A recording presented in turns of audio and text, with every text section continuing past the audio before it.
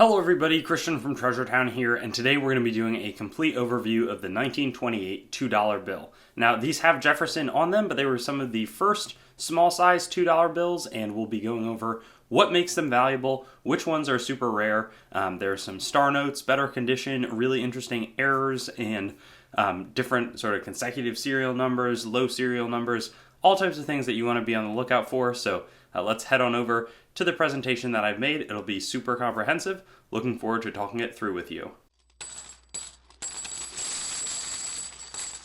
So let's dive right into this 1928 Jefferson $2 legal tender note. As you can see, relatively similar design, but a fair enough amount different. Where there is some rarity premium, and that's reflected in terms of, a 1953 or 63 $2 bill probably isn't worth more than like $3.54 or $5. If it's in circulated condition, these are going to sort of floor at like 15 for really tough looking ones, and often people would tear off the corners for good luck or something, or to prevent bad luck. But this one's about a $25 circulated, unless it has a star note where there's a star before the serial number. That's going to make the floor value more like $200, $250, and then range up from there. So uncirculated of any kind on these are probably going to be minimum $100, which is actually really nice.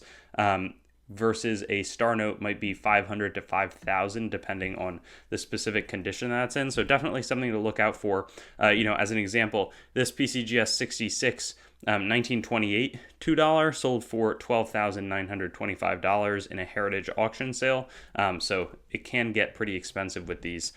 Similarly, here we've got a unique item, an uncut sheet of 12 that was found and sold for $3,120 from 1928E. And then there was a partial block set. So, lots of similar serial numbers here. This one sold for about, call it $180 a note, in that range, in nice condition. But there's definitely some errors to look for here. No back plate number on this one, and it's not like super apparent. Had a bit of a premium, selling around $264, even though it was in a low uncirculated condition.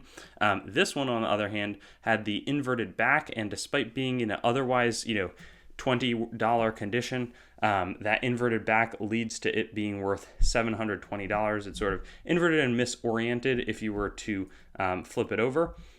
Similarly, on this one, this wore down for a long time. Nobody seemed to care, but there was an overprint of the seal and the serial numbers, and that is very clearly apparent on this side of the note. And so because of that, somebody paid $1,265, a rarer currency error. So if you have anything that resembles this, also definitely something to look out for. And again, can be on very worn notes.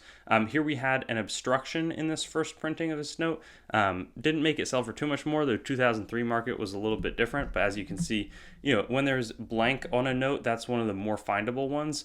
Something could have come between the note itself and, the printer as it inked the notes. This one was a misalignment error where the note is just literally misaligned.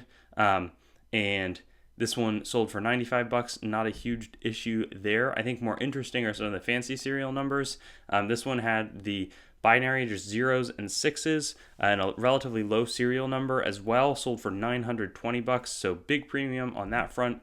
Right here, not as impressive, but probably would have otherwise sold for half of what it did. But this one was like 9179 and then 4 zeros. Anything with leading zeros, I think it would have been more special if it was like 31 and then 6 zeros. But here is an example of a low serial number. This one is serial number 6 that sold for $3,840. So monster premium there, just because it's that low serial number. Here's a star note example. In the bottom 1,000 or first 1,000, sold for about $2,000 because it's got the star and the and the low serial number. Here's another example where there's a little bit of wear on it, and it's not quite as low of a serial number, but still sells for $500. So the serial numbers are a great way to make up some ground. And then here, this one also a $3,000 note in the bottom 10. So very fun. This last one is maybe one of the more expensive, just general things that was associated with it. Somehow it's a PCGS 55, even though it's an uncut sheet of 12. but they were all low serial number, so they were between, looks like it starts in the top corner at 37, goes all the way down to 48. That sold for 17,000, 625, or approximately $1,500 a note. Very expensive, and clearly, I think a lot of this stuff to look for here is going to be better condition, low serial number, a combination of both, or maybe some of the errors, and that's basically does it. There's a mix of different, 1928, I want to say 1928B and C are going to be some better of the series to look for. This is just the values on regular 1928s, but like 1928B and 1928C, I believe, are the best serial numbers to look for, and can also range a ton up in expense if there's some sort of a number below that 1928 in the form of a B or a C, the earlier ones seem to be tougher, but I think it's B, C, and then especially star notes there are what you're going to want to search for to wrap it all together. Thanks for watching the video, and don't forget to like, comment, and subscribe. Also, be sure to visit our website, treasuretown.com, to stay up to date on everything going on the channel and possibly get some great deals on coins and collectibles. We look forward to seeing you on our future videos, and best wishes until then.